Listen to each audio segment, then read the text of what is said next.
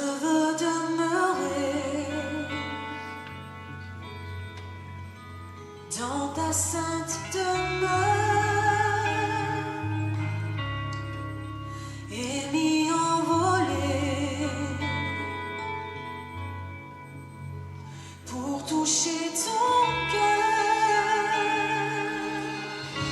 J'ai tant besoin de toi, tant besoin de tes bras. Viens me remplir et affermir ma foi pour accomplir ce que tu veux de moi. Je veux être emporté par le vent divin de ta volonté. Je ferme les yeux dans cette prière pour me retrouver dans ton sanctuaire. Je viens trouver refuge quand survient les épreuves et la froideur. À l'ombre de tes ailes contre ton cœur, je ressens ses battements et sa chaleur.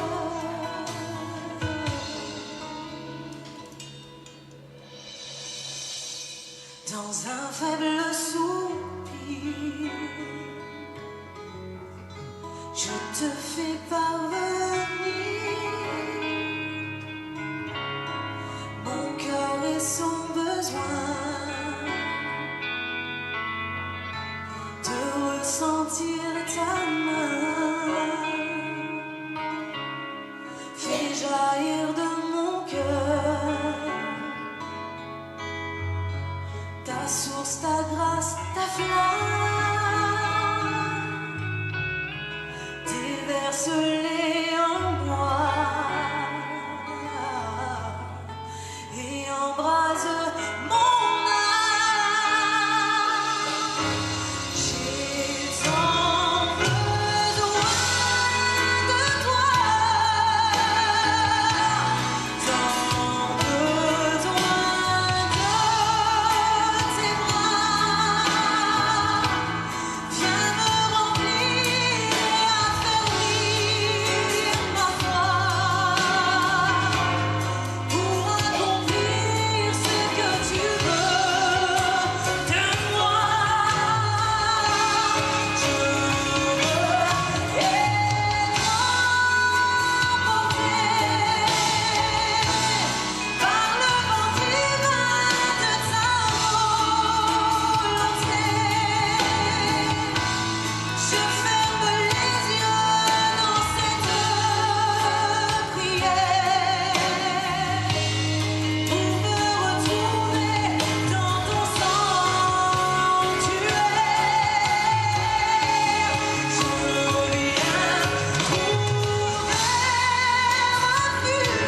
trouver refuge quand survient les épreuves et la froideur.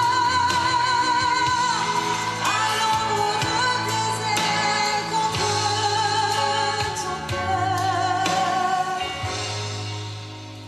je ressens ses battements et sa chaleur.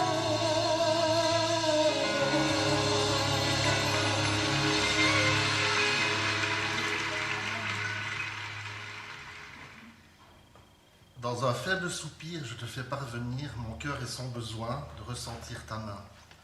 Je viens trouver refuge quand surviennent l'épreuve et la froideur, à l'ombre de tes ailes, tout contre ton cœur, je ressens les battements et sa chaleur. Bonjour à tous et à toutes. Je vous ai pris 5 minutes ce matin pour écouter ce que je vais appeler ou qualifier de poème, parce que c'est vraiment un poème qui est dédié à notre Papa Céleste.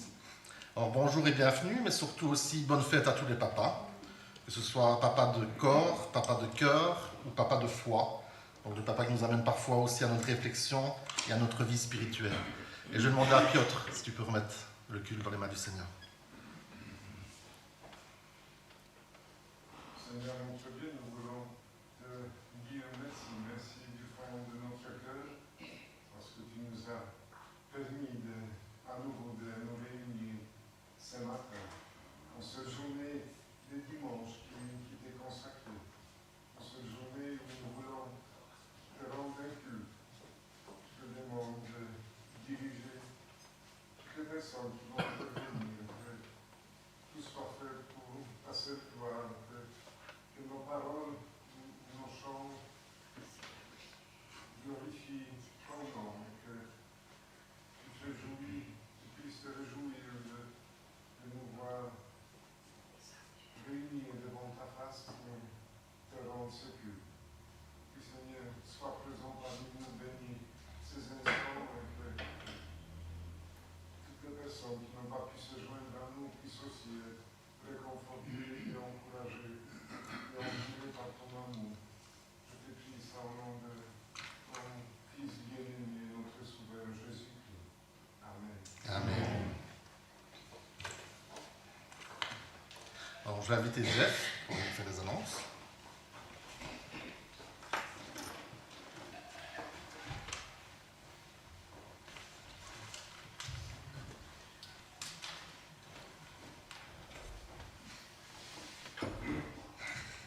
Piotr y a pensé, c'est bien. Père de la Croix, bien sûr. Bonjour à tous. Alors, on va commencer directement par ce qui est affiché. Donc, lundi, je suppose que c'est bien les Builders. Réunion Builders, oui. On n'est pas confirmé, mais voilà, c'est fait. Mardi, étude biblique plus Zoom. Donc, pour ceux qui ne savent pas se déplacer, réunion par Zoom. Jeudi, réunion de prière. Donc, c'est ici à l'église ce jeudi-ci. Alors, au niveau des annonces, donc dans quel jour? Jeudi en... Ça fait quel 11, 12, 13, 14, 15... Le 22, donc. La salle du bas est prêtée au conseil d'administration des bâtiments des buildings qui sont en face. Donc, chaque année, ils se réunissent pour gérer leur bâtiment. Donc, ils ont demandé pour être ici. Voilà, donc jeudi soir, ne venez pas ici pour la prière, de toute façon ce sera chez Ernest et Sarah, le 22 je parle, et il y aura quelque chose d'autre ici qui ne nous concerne pas. Voilà. Alors on nous demande aussi, enfin c'est une demande qui a déjà été faite depuis pas mal de temps, et alors on fait un petit rappel, si quelqu'un veut aider notre frère Michel pour faire la pelouse, allez le trouver ou venez nous trouver.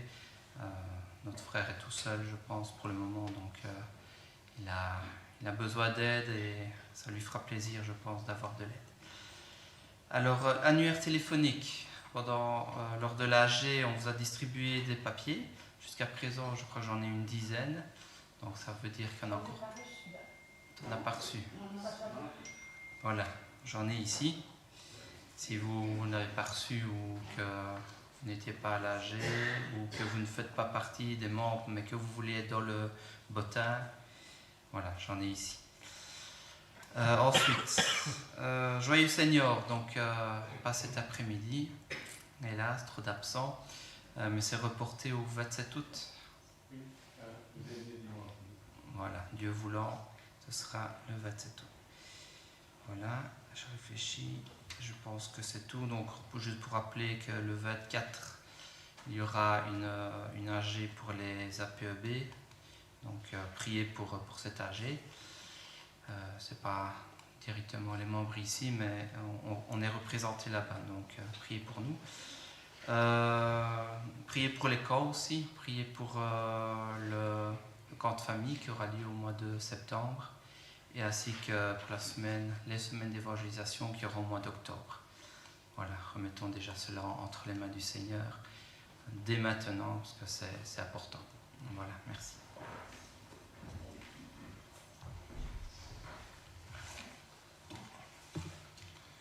Alors, j'ai encore 3 petites annonces. D'abord, c'est chouette parce que Conchetta est parmi nous déjà ce matin. Et donc, elle vous remercie toutes et tous aussi pour les prières, pour la carte. Et on peut déjà se réjouir aussi que le Seigneur a tout guidé et t'a gardé pendant cette opération. Alors, normalement, il y aura aussi un G30. Le G30 ne sera pas le 24, mais devrait être le 1er juillet. Donc, on va vous confirmer tout ça aussi. Et alors, nous avons aussi, en dernier lieu, les salutations de l'église de Saint-Christol. Donc, l'église de Saint-Christol qui se trouve dans le sud de la France et où vont régulièrement notre frère Jean-Marie et notre sœur Michel. Donc, ils ont remis aussi les salutations à l'église. Alors, il m'en reste une, mais pas des moindres. Camp de famille. Alors, camp de famille, on y est. D'accord. Enfin, on n'est pas au camp de famille, mais on y est. Ça devient concret. Donc, quand le 8, 9 et 10 septembre 2023, du vendredi soir au dimanche 14h. Ou, comme l'année passée, au château de Louis-Gimont. Alors, le thème reste à confirmer, mais l'orateur, c'est Eliel Sola de Oliveira. J'ai bien dit? Alors, pour qui? Pour tous. Pour les enfants, les jeunes, les adultes, les seniors. Et pourquoi? Pour partager ensemble la parole de Dieu et vivre un bon moment de communion. Alors, c'est une bénédiction aussi parce qu'on sait que tout a fortement augmenté dans les prix. Et pourtant, le camp de Louis-Gimont nous a envoyé son offre de prix et n'ont pratiquement pas touché à leur prix. Donc, on peut remercier le Seigneur aussi. Ça veut dire que les prix de l'année passée seront d'actualité cette année-ci aussi. Petite nouveauté, il y a un défi, je vais appeler ça comme ça. Le défi, ce serait de ne pas réserver, comme on a fait, une partie du camp. Ce serait de réserver tout le château. Alors on va dire, ouais, pourquoi pas. Mais tout le château, évidemment, ça fait beaucoup de lits. Donc on va aussi proposer à des églises sœurs de la région de se joindre à nous. Et là, l'objectif, et je pense qu'on peut vraiment prier pour ça, ce serait de se dire, si on sait réserver, alors la moitié serait déjà bien, mais si on sait réserver l'entièreté du château, là, je pense qu'on pourrait vraiment passer des moments bénis ensemble. Alors, vous n'y échapperez pas, il y a les inscriptions qui sont déjà là. D'accord? Donc, venez déjà prendre un papier, vous inscrire. Et puis après, tous ceux qui seront inscrits recevront alors tous les descriptifs. Je ne vais pas faire toute l'explication aujourd'hui, mais avec le numéro de compte, la date où verser un acompte, etc., etc., etc., etc. Donc, ce qui est bien, c'est que comme ça se fait de nouveau à Louis-Gimont, c'est tout prêt. Donc, il y a aussi la possibilité de venir passer, par exemple, une journée ou une demi-journée, comme par exemple le dimanche, et de profiter du repas avec. Alors, je pense que je peux déjà faire l'annonce aussi, même si c'est un peu trop tôt. Je regarde Christophe. De dire que le dimanche sera probablement un culte des jeunes. Fait pour nous tous, mais fait par les jeunes, dans leur entièreté. Et donc là, je pense que c'est aussi notre mission de venir pour les soutenir et vraiment écouter ce qu'ils peuvent nous apporter. Et donc voilà, je vous invite à vraiment venir nombreux. Donc, forcément, les places sont limitées, parce qu'on y croit qu'on va louer tout le château. Hein. Et donc, c'est notre église qui organise, donc on a priorité. Et après, on complétera, bien entendu, avec les autres églises. Mais ne tardez pas à vous inscrire, parce que le nombre de places, du coup, sera limité. Alors, il y a 122 lits en tout. Et l'année passée, on en a pris plus ou moins une quarantaine. Donc, Dieu voulant, déjà, on va en prendre une cinquantaine pour nous, cette année. Hein, et puis après, on complétera. Voilà. Alors, pour continuer ce culte, j'ai juste une question, d'abord, à vous poser aussi. Alors, aujourd'hui, on célèbre la fête des Pères. La fête des Pères, c'est quoi? Est-ce que quelqu'un a une idée? Oui. Mais comment est-ce que c'est arrivé? Ah? La fête du Seigneur. Oui, C'est notre Père. tout à fait, amen. Mais il y a un historique. Ah, je ne le savais pas, je ne fais pas le malin parce que j'ai été voir sur Google. Hein, donc, la fête des Pères, en fait, est née au XVe siècle. Avant le XVe siècle, il n'y en avait pas. Il s'agissait d'une fête religieuse, dont la date avait été fixée au 19 mars. Alors ne vous trompez pas, on n'est pas le 19 mars, d'accord, mais elle a changé de date par après. Soit 6 jours avant l'Annonciation par le calendrier catholique. Cette journée n'était pas destinée du tout à fêter les papas, mais à célébrer la figure de Joseph, le père nourricier de Jésus. Ce n'est qu'au XIXe siècle que la tradition se développe sous l'impulsion du pape Pie IX, avant de sombrer dans l'oubli au XXe siècle. Et c'est en 1972, une super année, je ne dis pas ça sur sa date de naissance, mais que le président Richard Nixon instaura vraiment la fête des pères comme célébration nationale aux États-Unis et comme un jour férié. Alors aujourd'hui, on peut se réunir pour ça, mais on peut surtout aussi se réunir, comme l'a dit Dominique, parce qu'on peut aussi célébrer notre Papa Céleste. Et je vous invite à vous lever pour un premier chant, qui est le chant numéro 9. Chant numéro 9 qui nous dit « Nous croyons en Dieu le Père, créateur de l'univers, et en Christ son Fils unique, né de Dieu par l'Esprit Saint. Nous croyons qu'il est mort pour nous, crucifié pour nos péchés, et qu'il est auprès du Père, car Dieu l'a ressuscité. » On peut se lever pour le numéro 9.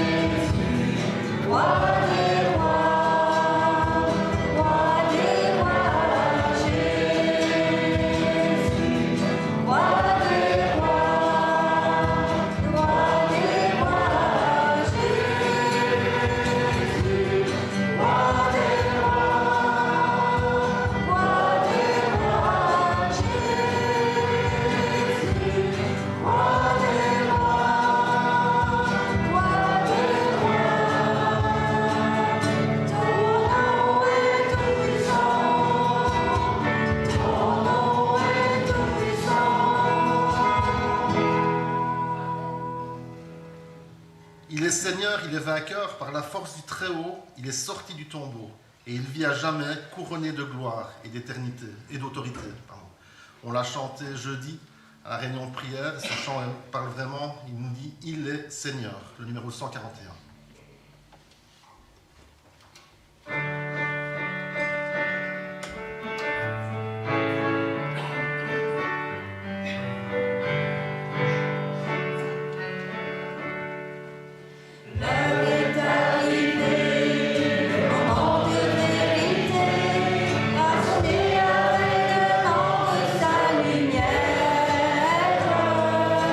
L'ombre des années,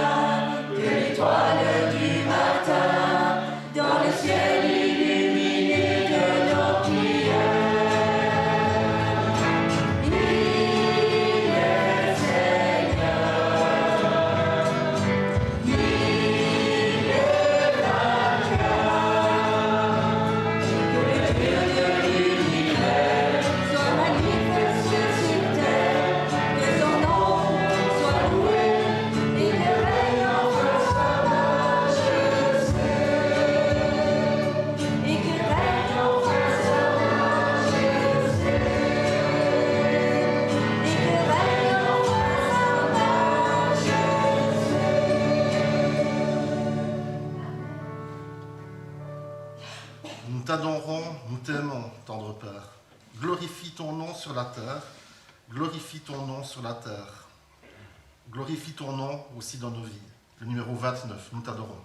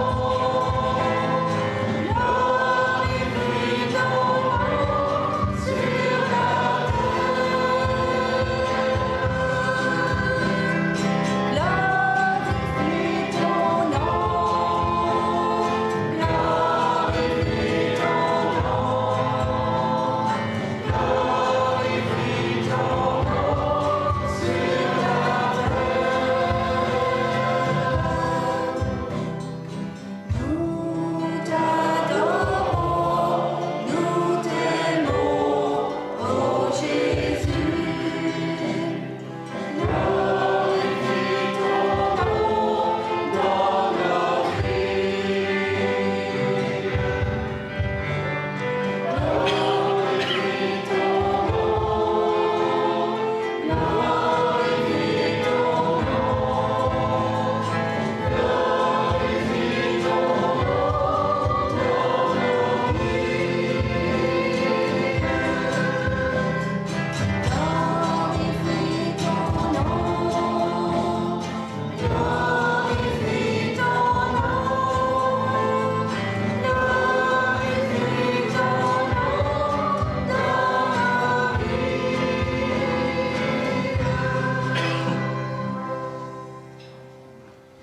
Alors, je vous invite à vous asseoir pour un moment.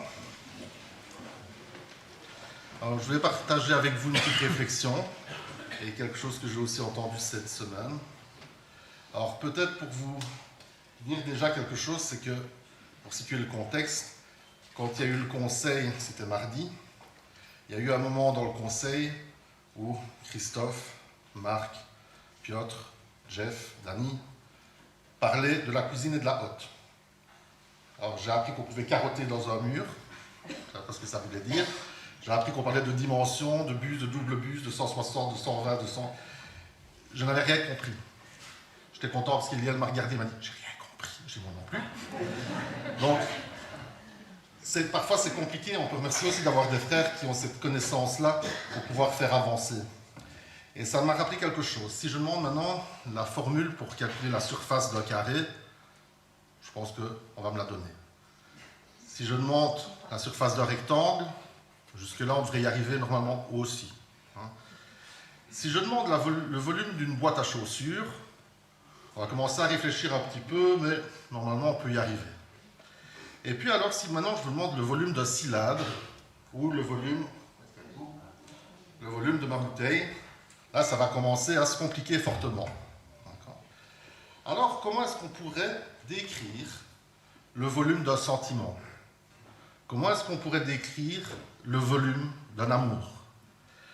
Alors, s'il y avait une discussion entre l'homme et Dieu, et que l'homme disait à Dieu, mais enfin, comment veux-tu que j'arrive à comprendre, comment veux-tu que j'arrive à estimer le volume d'un amour? Le Seigneur lui dirait, on peut le prendre ensemble, ben écoute, déjà prends ma parole et ouvre-la dans Éphésiens 3, 14 à 21. On peut le faire ensemble. Donc, Éphésiens 3, 14 à 21.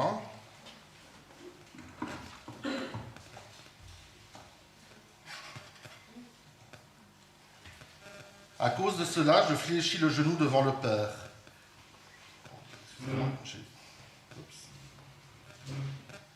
À cause de cela, je fléchis le genou devant le Père, duquel tire son nom toute famille dans les cieux et sur la terre, afin qu'il vous donne, selon la richesse de sa gloire, d'être puissamment fortifié par son esprit dans l'homme intérieur, en sorte que Christ habite dans vos cœurs par la foi, afin qu'étant enracinés et fondés dans l'amour, vous puissiez comprendre avec tous les saints quelle est la largeur, la longueur, la profondeur et la hauteur, et connaître l'amour de Christ qui surpasse toute connaissance, en sorte que vous soyez remplis jusqu'à toute la plénitude de Dieu. Or à celui qui peut faire par la puissance qui agit en nous, infiniment au-delà de tout ce que nous demandons ou pensons, à lui soit la gloire dans l'Église et en Jésus-Christ, dans toutes les générations, au siècle des siècles. Amen. Alors il nous la donne la solution. Il nous l'explique, et ce que j'ai entendu, je vais vous le partager brièvement. La largeur de l'amour de Dieu. Dans le contexte, Paul parle de l'amour de Dieu et traite de l'élargissement du salut. Jusqu'à la venue de Jésus, ceux qui étaient sauvés étaient presque uniquement des Juifs, le peuple choisi. Mais en Jésus-Christ, Dieu offre à chacun cette possibilité du nord au sud, de l'ouest à l'est. Tous ceux qui se tourneront vers Dieu seront sauvés. La grâce de Dieu se manifeste en ce qu'il a envoyé son Fils pour témoigner de cette dimension, de cette largeur de son amour. Il sauve sans distinction de race, de sexe ou de condition sociale. Alors là, on a déjà la valeur de la largeur de l'amour de Dieu. Puis il y a la longueur. Alors la longueur, bien avant de poser la fondation du monde, Dieu nous avait choisis pour que nous soyons saints et sans reproche devant lui. La longueur de l'amour de Dieu se manifeste dans le temps. Il nous aime depuis toujours, malgré la présence du péché. Il a tout préparé pour nous combler de ses bienfaits. C'est réconfortant pour un enfant de savoir que ses parents l'aimaient, même avant qu'ils arrivent dans la famille. Il sait que cet amour n'est pas lié à son bon comportement, mais que c'est un amour inconditionnel. Donc là, on a déjà la largeur, on a déjà la longueur. Ensuite, la hauteur de l'amour de Dieu. C'est par la grâce, l'amour immérité de Dieu, que vous êtes sauvés par le moyen de la foi. C'est le don de Dieu. C'est en effet d'une façon parfaitement libre, sans contraint par quoi que ce soit, que Dieu a fait une alliance d'amour. Il ne nous est redevable en rien. C'est un amour 100% gratuit et qui ne dépend de rien. Et puis la dernière notion, la profondeur. La profondeur de l'amour de Dieu s'appelle le pardon.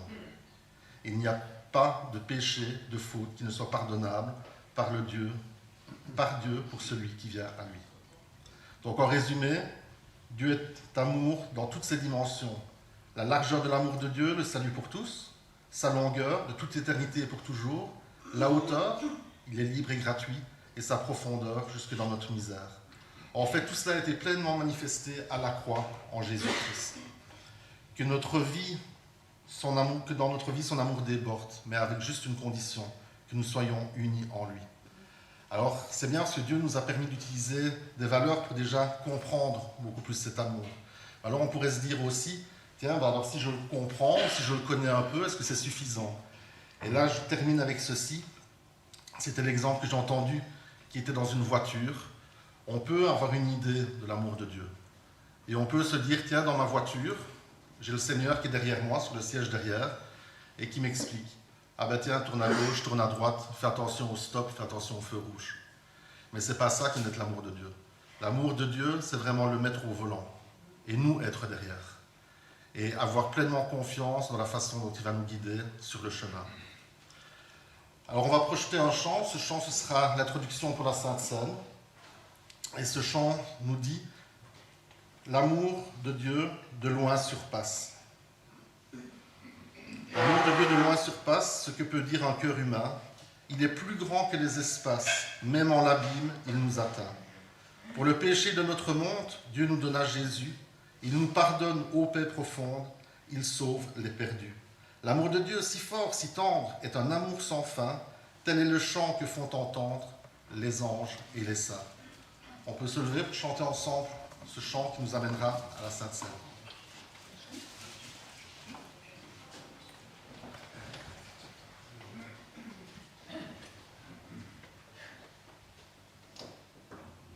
L'amour de Dieu de loin surpasse ce qu'on peut dire un cœur humain. Il est plus grand que les espaces, même en l'abîme, il nous atteint. Pour le péché de notre monde, Dieu nous donna Jésus. Il nous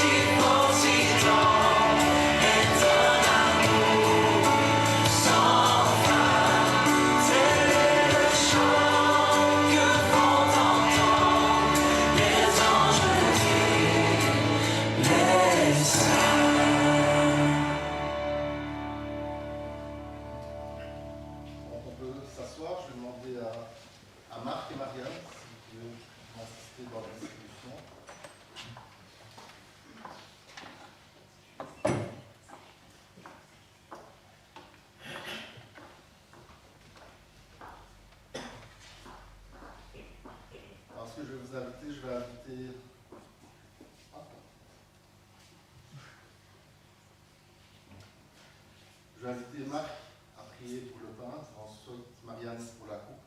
Quand Marc aura prié, je vous invite simplement à avoir un moment de communion avec le petit refrain qu'on connaît, qui s'appelle Alléluia. Et après, quand Marianne aura prié, simplement pendant la distribution, qu'on puisse aussi chanter simplement de tout notre cœur, merci Jésus. Bon, Marc, je vais vous laisser.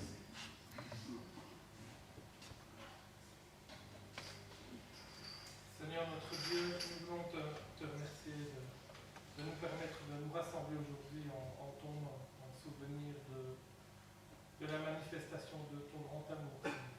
Tu as donné ton Fils en sacrifice. Seigneur, ce sacrifice était une injustice criante, Seigneur. Un innocent a été condamné à cause de nous, pour nous. Et même si cela est terrible à admettre, le fruit d'une injustice, Seigneur, nous porte aujourd'hui malgré tout à la joie.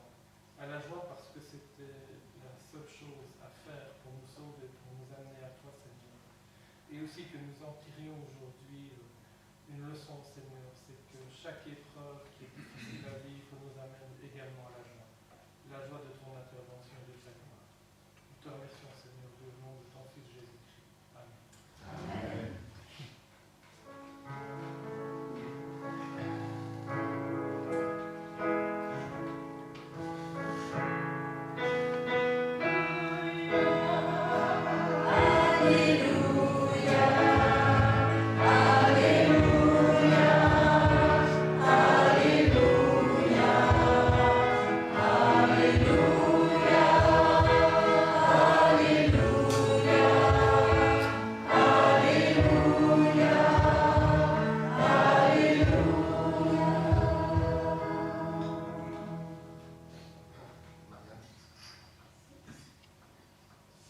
Dieu, merci pour ce sacrifice, Seigneur, ce sacrifice que tu as librement consenti, Seigneur.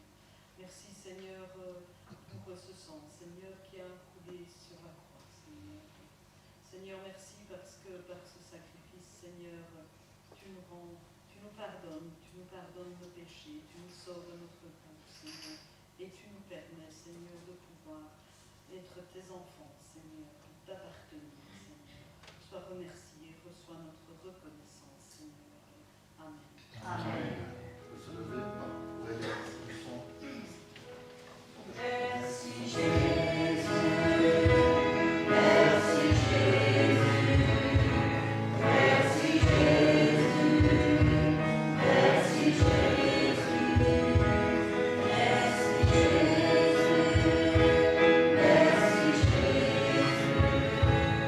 merci Jésus, merci Jésus, merci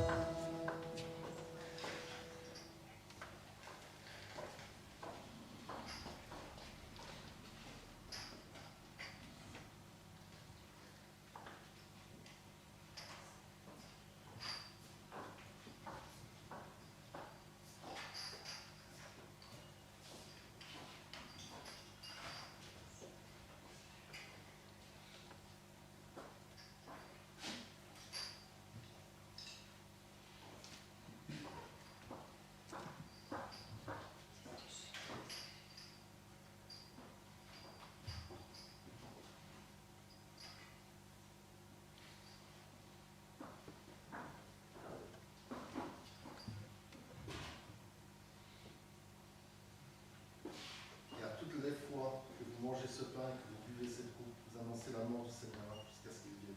On peut prendre le pain.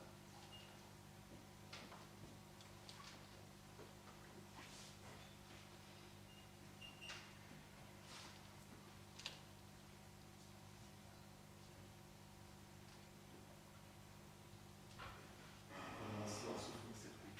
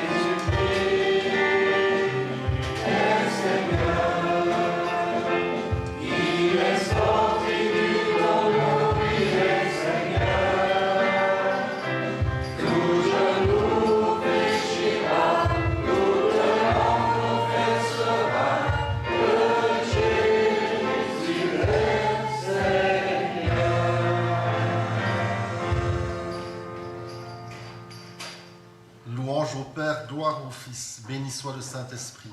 Dieu 3 fois saint, majesté, gloire au Roi des rois, à tout jamais. Pour nous emmener au moment de prière, je vous invite à chanter le numéro 147 qui nous dit « Rien n'est impossible à mon Dieu ». Est-ce qu'on peut le chanter et vraiment le croire ce matin, que rien n'est impossible à mon Dieu?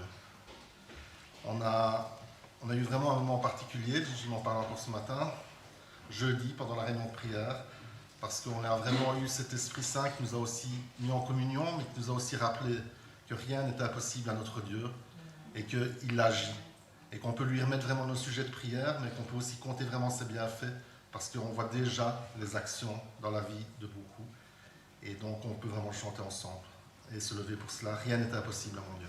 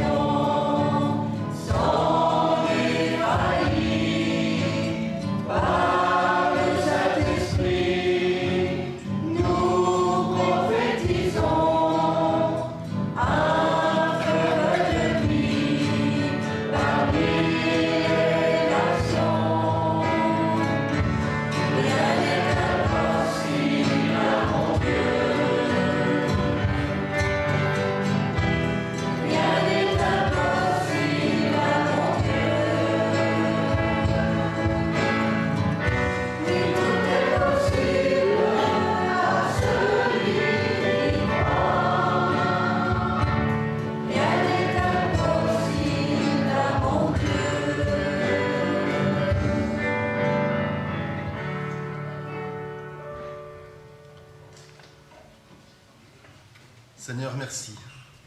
Merci Seigneur pour ce si grand amour que tu as manifesté envers nous. Merci Seigneur parce que tu as vraiment écrit cet amour avec un grand A, Seigneur, en pensant à nous. Seigneur, merci aussi parce que rien n'était impossible, Seigneur.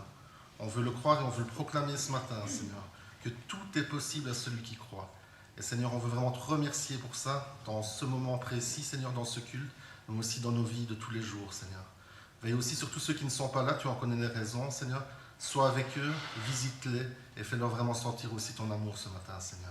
Amen.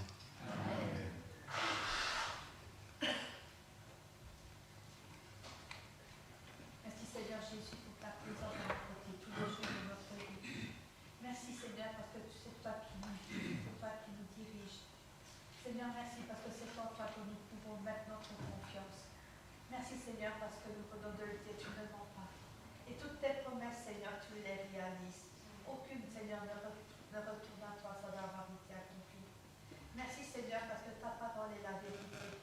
Et merci Seigneur parce que c'est en elle que nous pouvons puiser nos forces. Seigneur, merci pour ta fidélité envers chacun de nous. Merci Seigneur parce que tu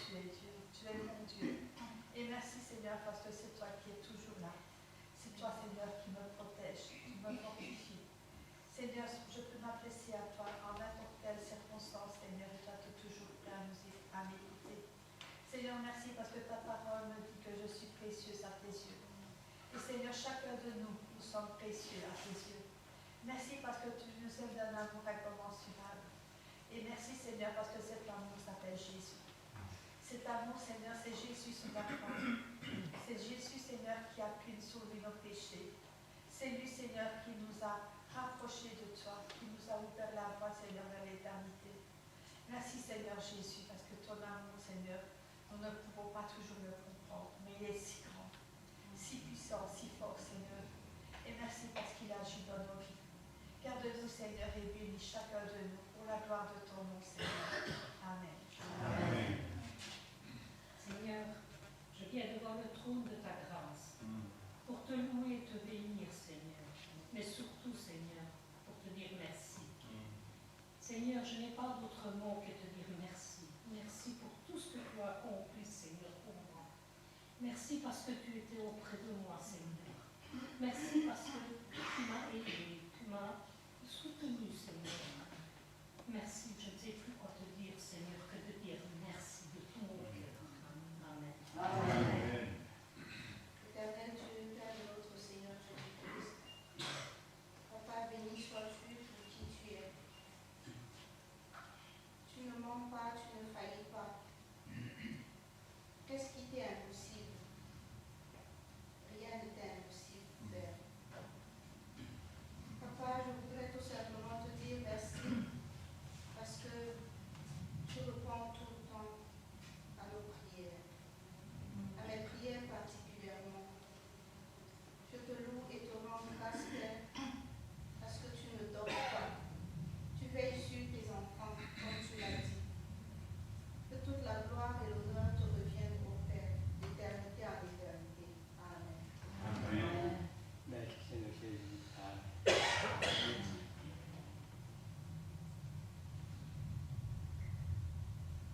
Seigneur notre Dieu, ce matin, nous nous souvenons qu'autrefois, nous avions le diable pour père.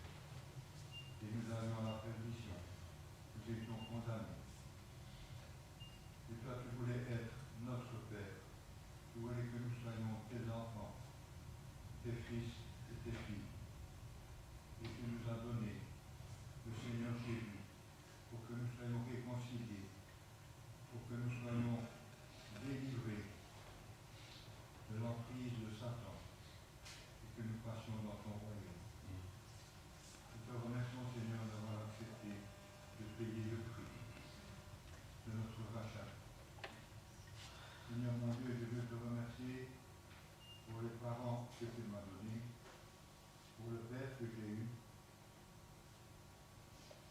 Je te demande ton aide pour être le Père que je dois être. Au nom de Jésus. Amen. Amen. Merci Seigneur pour ta fidélité. Merci Seigneur pour tout ce que tu fais chaque jour pour nous. Tu es si fidèle. Quand nous trébuchons, Seigneur, tu as toujours une parole qui nous fortifie, qui nous relève. Ta main est là, présente à chaque fois. Merci Seigneur pour tous tes bienfaits. Amen. Seigneur, ce matin, je veux te remercier, te louer, te glorifier, Seigneur, parce que tu prends soin de nous, Seigneur. Quelle grâce de t'appartenir, mon Dieu. Tu es notre bouclier et notre rocher, Seigneur. Merci, Seigneur, parce que jamais tu ne nous déçois. Que tu puisses nous aider, malgré nos circonstances, à avoir toujours les yeux fixés sur toi, Seigneur. Car tu nous demandes parce que tu sais que c'est le meilleur pour nous, Seigneur. Tu nous portes, Seigneur, quand nous en avons besoin, Seigneur. Merci d'être présent, Seigneur, à chaque instant dans nos vies, Seigneur. Que tu puisses élargir nos cœurs afin que nous puissions voir comme toi tu vois, Seigneur. Et que tu puisses nous utiliser afin que nous puissions te glorifier dans nos vies, Seigneur. Merci pour tout ce que tu fais, Seigneur. Au nom de Jésus. Amen. Amen. Seigneur, merci de m'avoir sorti, de m'avoir amené dans une église. Si j'appelle, tu m'as tiré, et puis ça tu as tiré la table, je t'ai ressorti, j'ai sorti ton cœur, j'ai sorti ta chaleur, ta souffrance.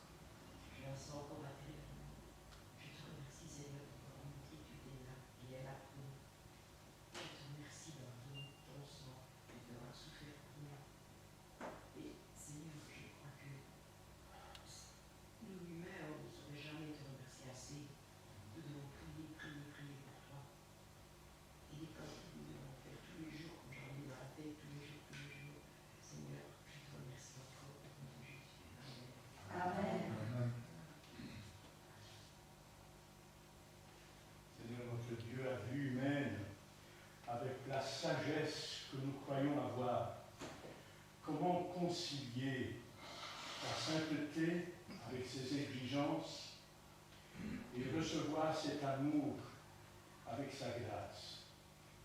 Impossible. Nul ne pouvait atteindre à ta gloire, parce que tous nous étions perdus, pécheurs. Mais voilà que c'est toi, notre Dieu, qui en Jésus-Christ est venu te mêler dans notre situation et nous ouvrir le chemin qui conduit à toi.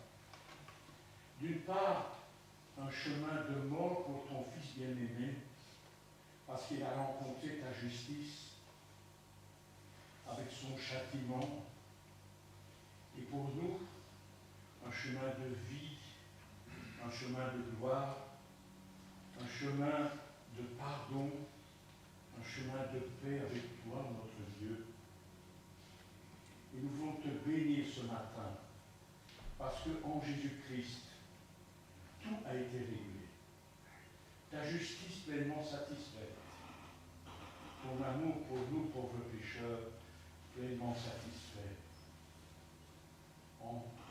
Dans la croix du Calvaire, tout a été pleinement réglé. Et nous voulons ce matin, au temps de paix, célébrer cet amour insondable. Un amour qui donne ton Fils bien-aimé. Cet amour, Seigneur Jésus, qui se livre lui-même en sacrifice de mort pour nous. Un amour qui nous sauve. Un amour qui nous conduit, qui nous soutient. Un amour qui nous conduit jusque dans la gloire éternelle.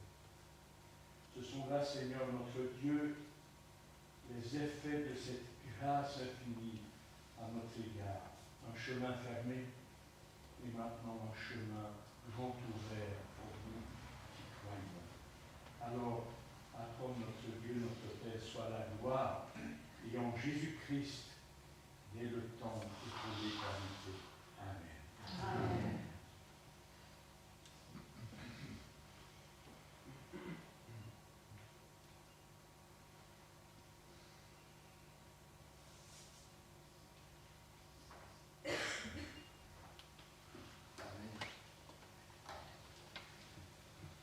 Pour nous emmener au message d'Eliel, je vous invite à chanter ce chant pendant lequel il y aura la collecte, l'offrande. Nul n'est comme toi, Dieu puissant, éternel. Tu es merveilleux dans tout ce que tu es. Mon Père, mon Sauveur, mon ami, mon Seigneur, tu es merveilleux dans tout ce que tu es. Le numéro 119.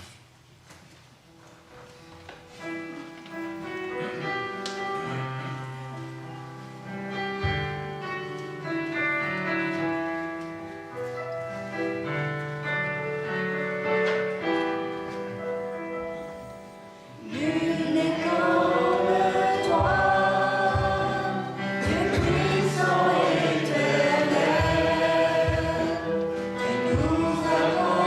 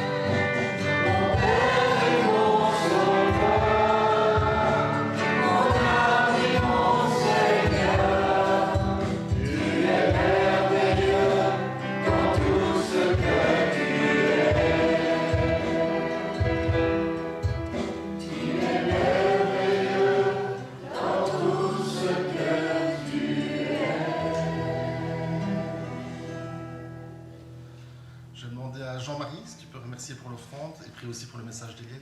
Merci. Seigneur, notre Père, notre Dieu, nous te remercions encore pour cette occasion que tu nous donnes de t'offrir ce que nous avons reçu de ta part. Nous t'offrons cette dîme. Et Seigneur, c'est par cette dîme que tu nous jauges, que tu nous testes. Et Seigneur, nous voulons te demander de bénir cet argent que tu donnes pour le bien de cette Église, pour l'annonce de ta parole, dans le Saint nom de Jésus. Amen. Amen. Et je peux vous dire aussi qu'aujourd'hui, j'ai compris pourquoi le Seigneur nous a envoyé un pasteur brésilien, parce qu'il faut qu'il résiste à la température qu'il y a ici pendant qu'il prêche.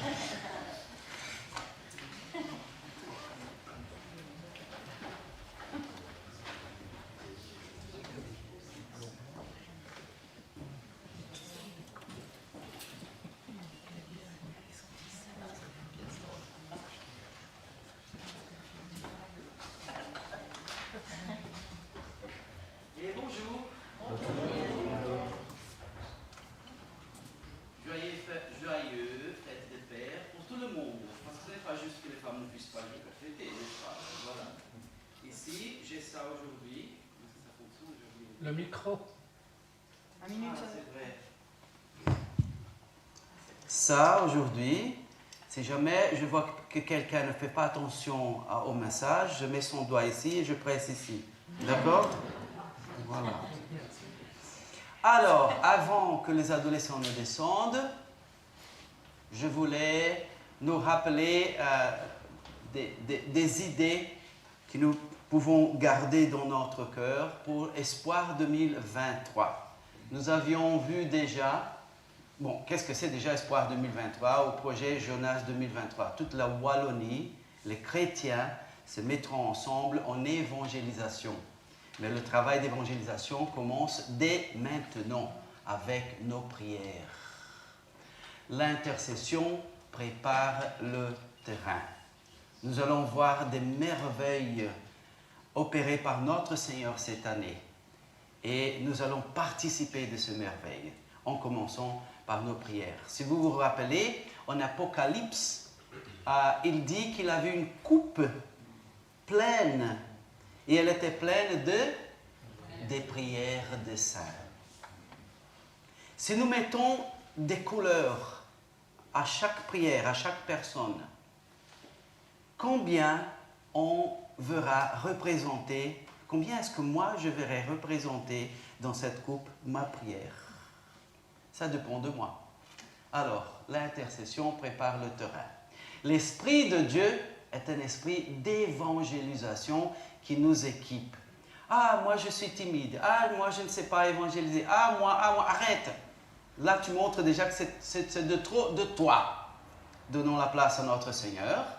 Il va se servir de nous d'après les dons que lui, il nous a donnés pendant ce moment d'évangélisation.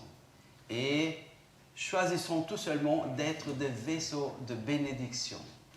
Et aujourd'hui, réveil.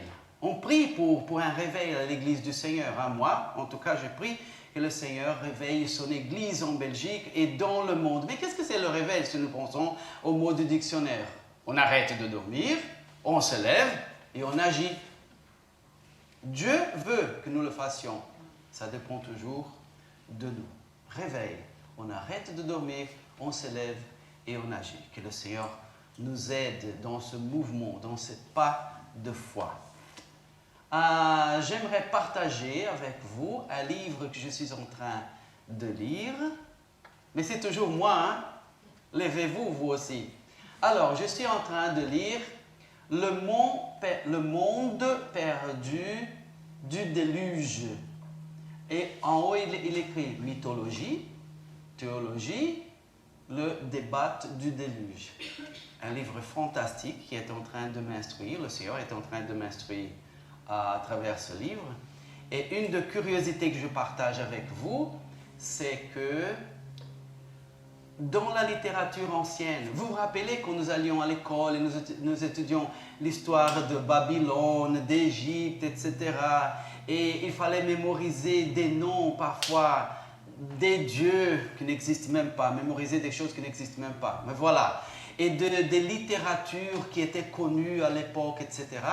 Alors, une littérature très respectée dans le temps et qui reste dans nos études de l'histoire de Babylone parle du déluge en tellement de détails qu'il parle même des 3 fois quand des oiseaux sont sortis pour chercher la terre ferme et que 2 fois il y a eu le retour, mais la 3e fois, non. C'est-à-dire que c'est vraiment un document, ce que nous avons entre nos mains. Ce livre merveilleux, cet héritage que Dieu nous a laissé. Dans le temps, même les autres civilisations ont constaté des choses. L'héritage a été transmis d'une génération à l'autre et ils savaient des choses qu'aujourd'hui, par les astuces de l'ennemi, de l'adversaire, aujourd'hui on questionne, mais ils ne questionnaient pas, ils savaient que c'était la vérité. Je vous encourage à chercher, lire des livres qui parlent à propos du commencement de la Genèse, du début de la Genèse de 1 à 11, et de livres qui parlent comme ça du déluge, et ainsi de suite. Ok? Je vous prie de m'excuser. Si j'ai trouvé ça en anglais, c'est parce que c'était plus facile de l'avoir dans le GSM, le porter avec moi partout. Mais cherchez. Je vous encourage à lire de la bonne littérature chrétienne. Et voilà. La 3e chose... Merci Edouard qui a renforcé l'idée, mais je te remercie.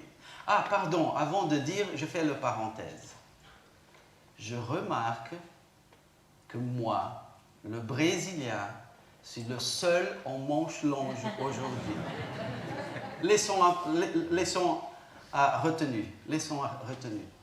Ok, mais voilà, ce matin, Edouard qui était dehors, parce que gentiment, le pasteur est allé dehors, ça dépassait les 10 heures du matin, pour dire, le culte sera dehors aujourd'hui, il faut faire gentiment.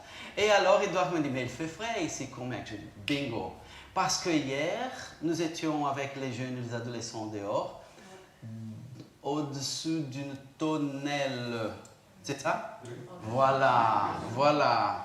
Et qu'est-ce qu'il fait? Il ne faisait pas beau. Non, il faisait merveilleux.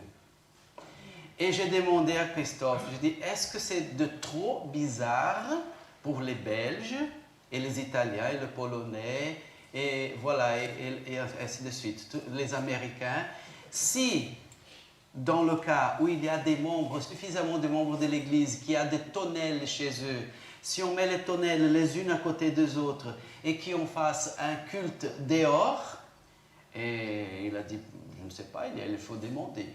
Voilà. Mais voilà, ça serait, pour moi, ça serait super. Mais ne réfléchissez pas trop de temps, parce qu'en Belgique, on n'a pas tout ce temps-là. D'accord? Réfléchissez vite et dites quoi à Christophe Grégory. Il est là. Ok, les adolescents peuvent descendre pour leur apprentissage de la parole de Dieu. Et aujourd'hui, nous allons considérer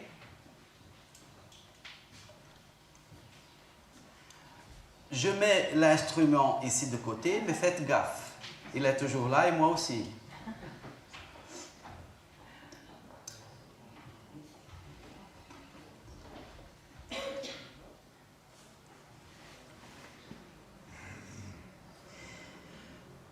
Ce Père merveilleux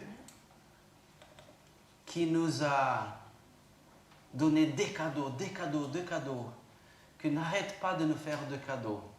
Et aujourd'hui, j'aimerais considérer avec vous un autre cadeau, ce n'est pas un autre, c'est toujours le même, mais considérer un des cadeaux qu'il nous a donnés, qui évoque notre reconnaissance, notre révérence, notre adoration. En fait, nous n'avons pas de raison pour nous oublier de ce Père chaque jour de notre vie. Pour nous, le peuple de Dieu, c'est la fête de Père chaque jour, de notre Père. Mais voilà, j'aimerais considérer avec vous aujourd'hui ma foi personnelle. En quoi consiste, on va considérer un peu, En quoi consiste ce cadeau? Où est-ce qu'il touche? Où est-ce qu'il ne touche pas? Voilà, ma foi personnelle.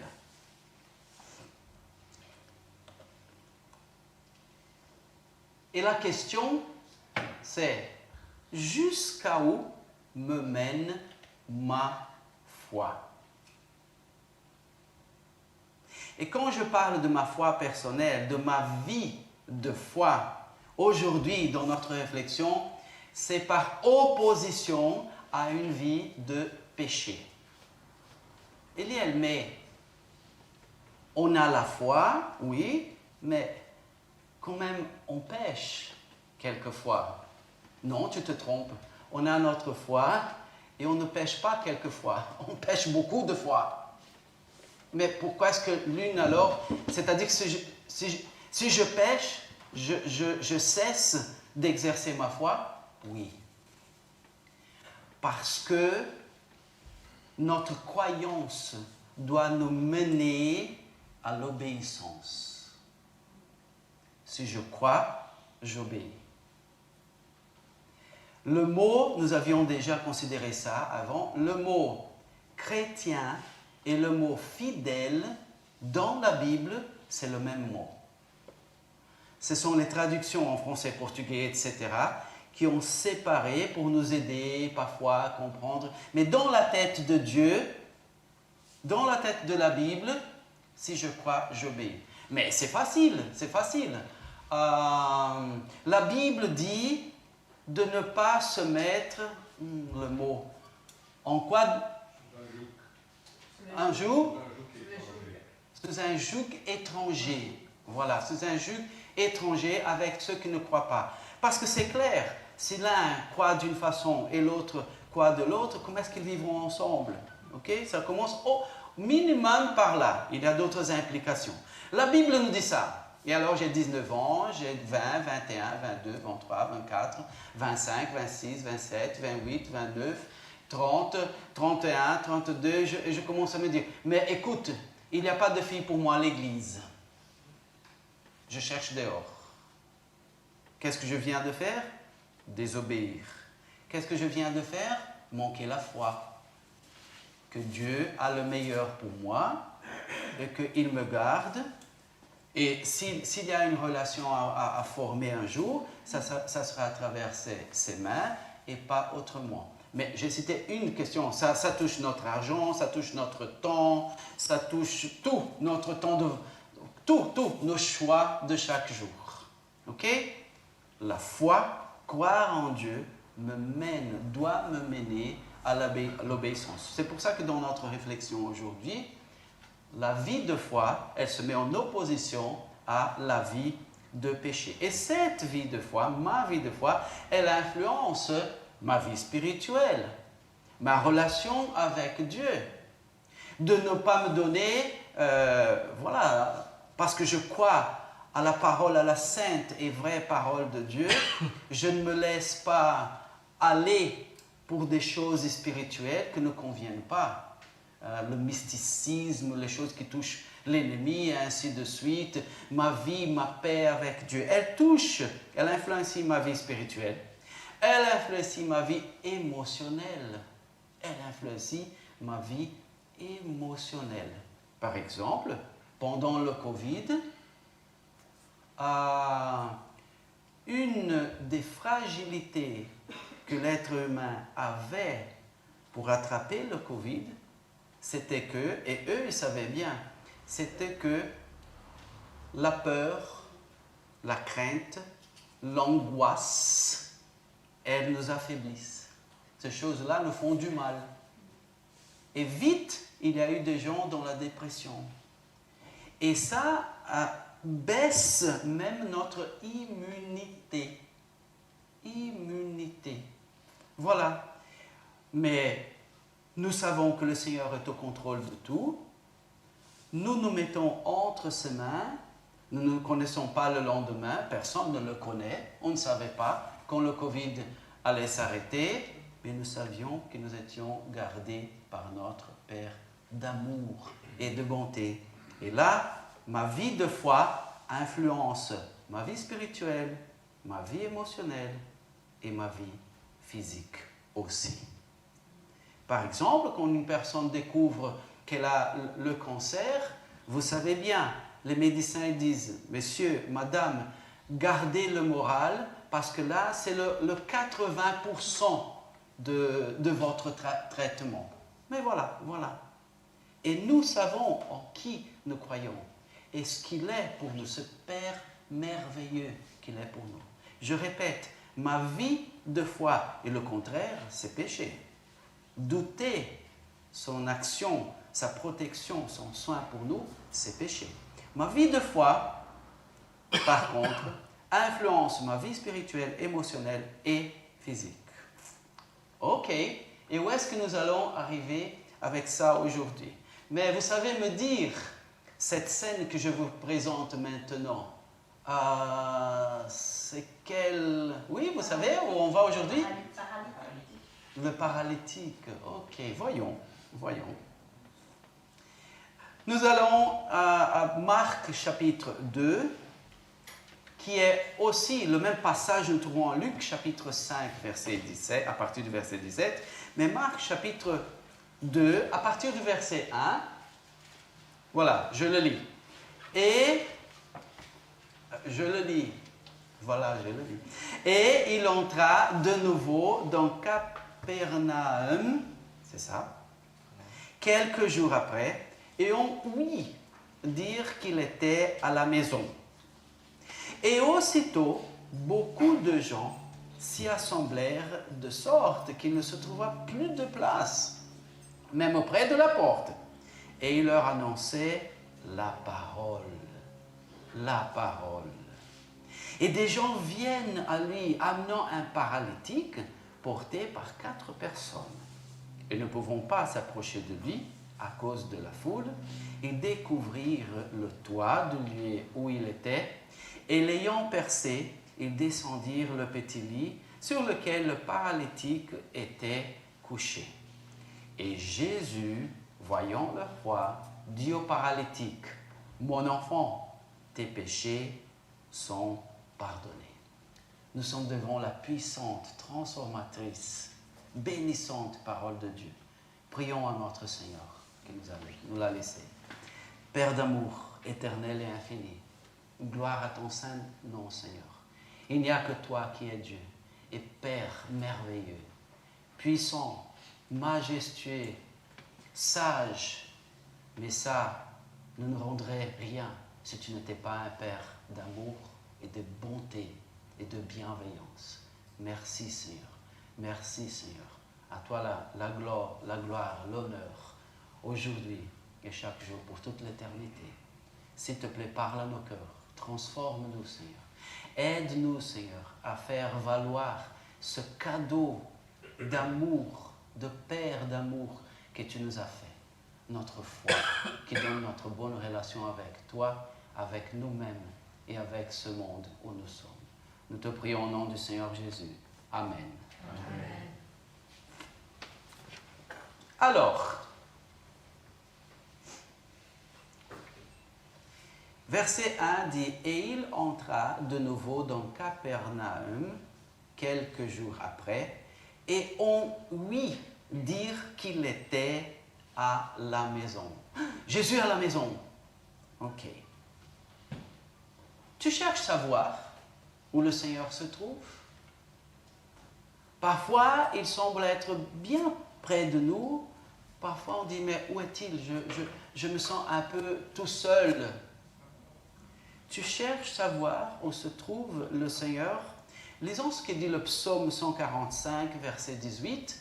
Il dit, « L'Éternel est près de tous ceux qui l'invoquent. » De tous ceux qui l'invoquent avec sincérité. Il est ici, à la chair avec moi. Il est là, avec vous. Il est dehors, avec ceux qui l'invoquent, en toute sincérité. Cantique des Cantiques, chapitre 3, versets 3 et 4.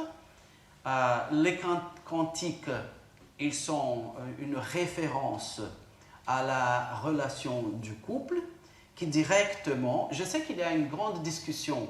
Ah, quand on applique Cantique de Cantique pour la vie spirituelle, c'est de trop de spiritualisation. Elle n'était pas censée à ça. Moi, personnellement, quand nous sommes dans le Nouveau Testament, et il parle, il donne, il nous aide avec des instructions pour le couple.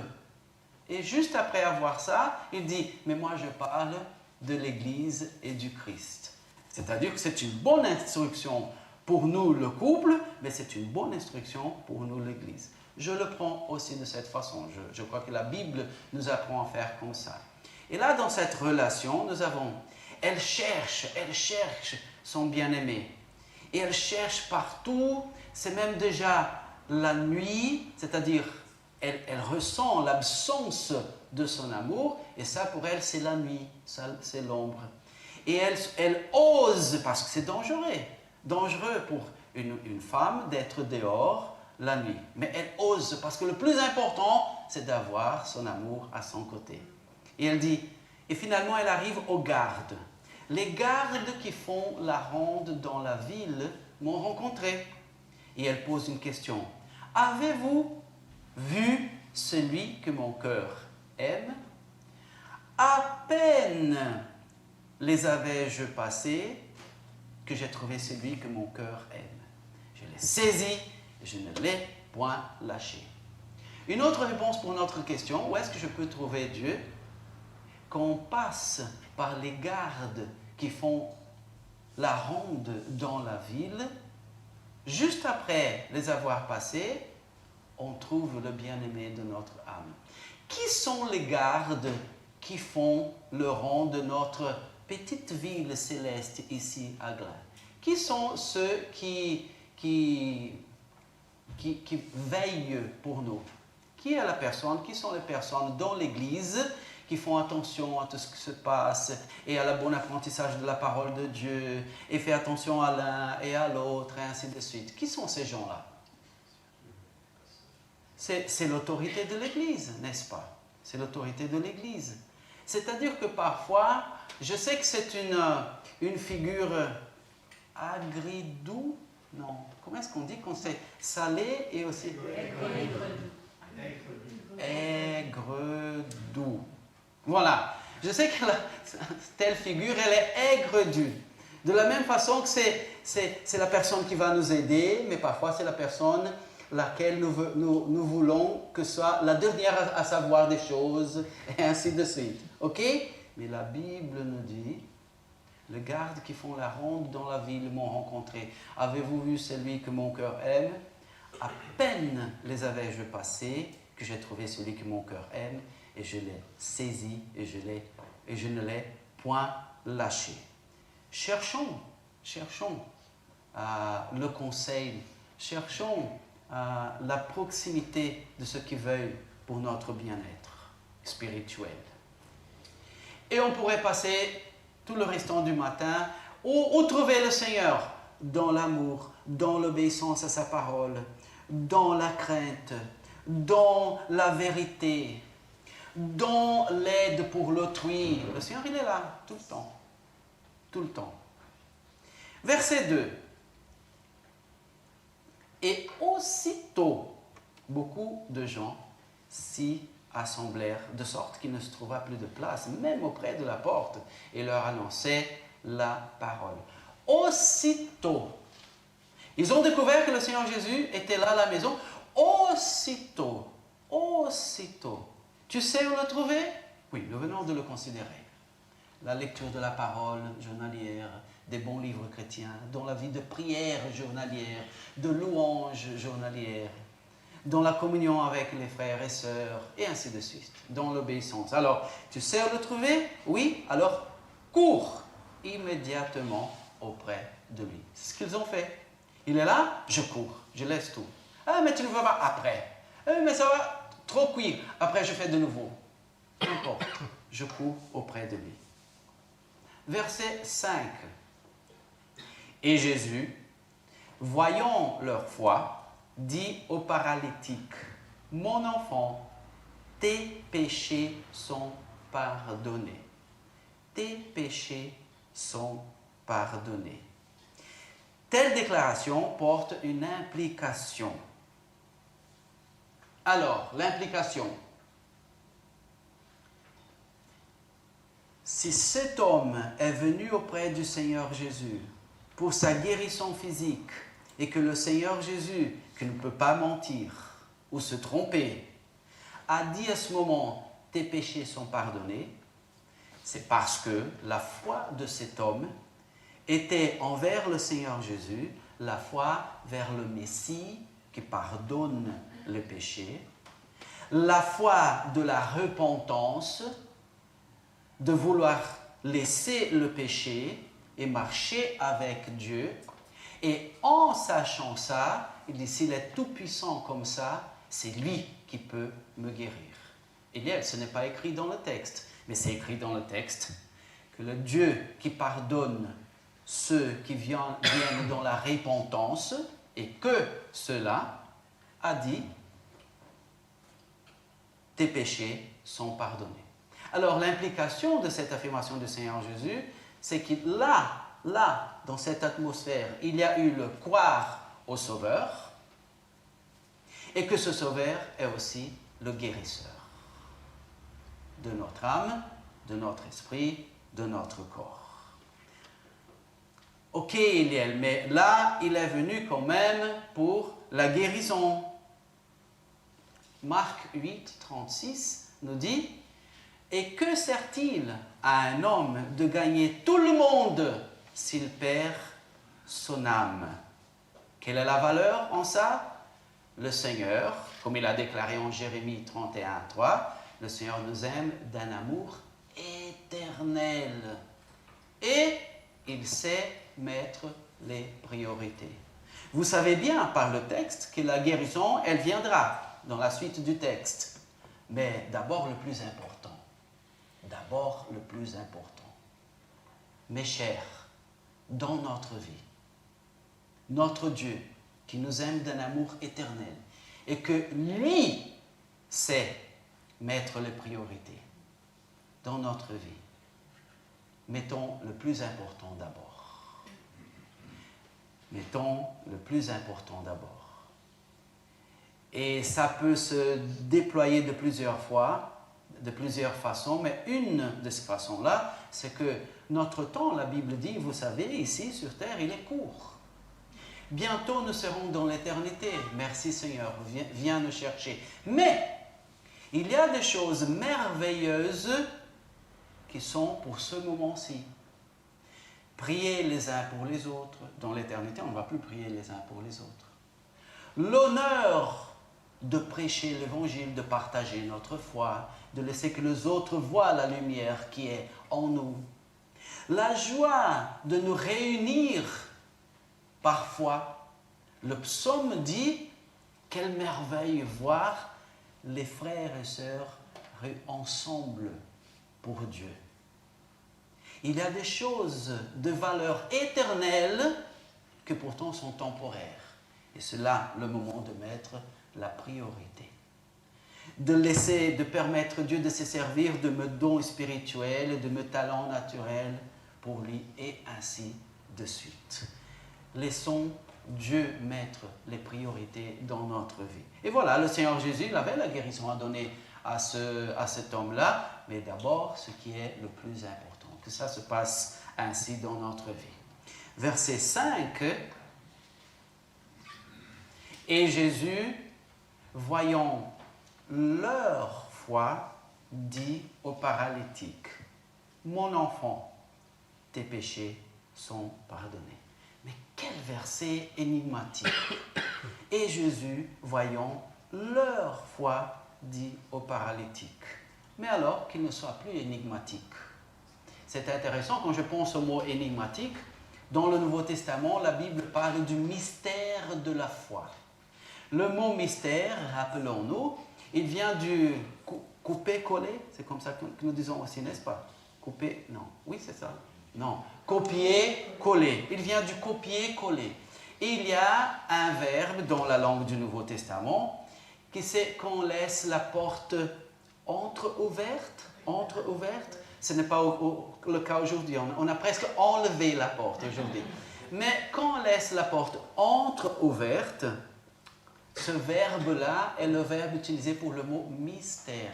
Parce que la porte entre-ouverte, tu sais plus ou moins ce qui est là, mais tu ne sais pas tout. Et quand la Bible parle, le Nouveau Testament, du mystère de la foi, elle parle de choses qui étaient à la moitié comprises dans l'Ancien Testament, mais que maintenant, dans le Nouveau Testament, la porte a été complètement ouverte. Le sacrifice du Seigneur Jésus-Christ, le Saint-Esprit qui nous habite, l'enlèvement de l'Église bientôt, les dons spirituels et ainsi de suite. Ok? Voilà le mystère. Jésus, voyant leur foi, dit aux paralytiques, « Mon enfant, tes péchés sont pardonnés. » Il ne devrait pas exister des versets dans la Bible énigmatiques. Mais on ne comprend pas tout ce qui est écrit dans la Bible. Voilà, c'est pour ça. La Bible dit, les choses que Dieu a révélées à l'être humain lui appartiennent. Les choses que Dieu n'a pas révélées à l'être humain ne l'appartiennent pas. Pas de mystère. Voilà, il y a des choses qui, pour le moment, des choses qui se passeront dans l'avenir, qui sont décrites en Apocalypse, qu'on ne comprenne pas tous. Ok, elles restent fermées pour nous. Mais les choses qui ont été révélées par Dieu, cherchons à comprendre. C'est une façon de vous inviter à l'étude biblique, vous savez, mardi le soir. Par exemple, hein. Mais voilà, on est bien dans l'étude biblique mardi, n'est-ce pas? Ah oui, hein? Ah oui, hein, j'y sais. Ok. Alors, pourquoi le Seigneur Jésus a dit, et Jésus, pourquoi est-ce que la Bible dit, Jésus, voyant leur foi, dit aux paralytiques, mon enfant, tes péchés sont pardonnés. Il y a une valeur là aussi. Le Seigneur valorise notre foi personnelle et il valorise aussi notre foi communautaire. Il y a telle chose existe? Ah bah ouais. Ok. La foi autour de moi agit. La foi autour de moi, je parle de vous, hein, je vous regarde. La foi autour de moi agit pour moi, en ma faveur et avec moi, tous ensemble. C'est une valeur biblique, c'est une loi de Dieu, on ne sait pas échapper. On ne sait pas échapper. La foi autour de moi agit pour mon salut. Ah, attends, Eliel, attends. Non, je n'attends pas parce que si je prends du temps, après vous partez. Je vous ai déjà raconté, hein, au Brésil, normalement, quand tu vas prêcher quelque part, tu demandes combien de temps est-ce que j'ai. Voilà, ils disent, ah voilà, une demi-heure, 40 minutes, je te donne 1 heure, etc. Et une fois, j'ai dit, écoute, tu peux prendre le temps que tu veux. Nous, à 2 heures, partons. D'accord? Alors, la foi autour de moi agit pour mon salut, pour ma justification, c'est-à-dire quand j'ai cru au Seigneur Jésus et il m'a déclaré juste.